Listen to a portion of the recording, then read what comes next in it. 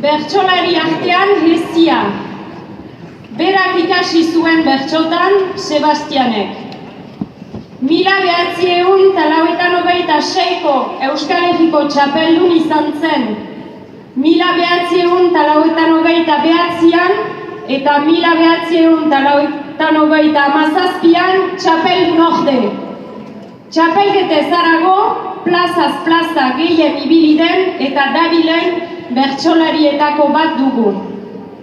Bertsolari belaunaldien arteko lokarria ere izan da. Horregatik, bertsogintzari eta bertsolaritzari egin dien ekarpenagatik, aurtengo txapeldunari Sebastian Izasok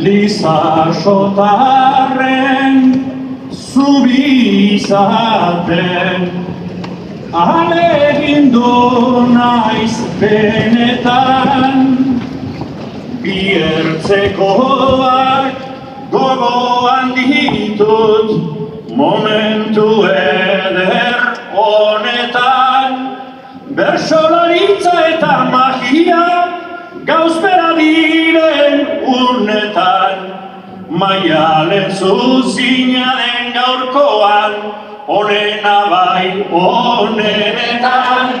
Txapelarekin goza ezazu, ondorengo urteetan. Txapelak ere gozatu dezan, buru altxu horretan.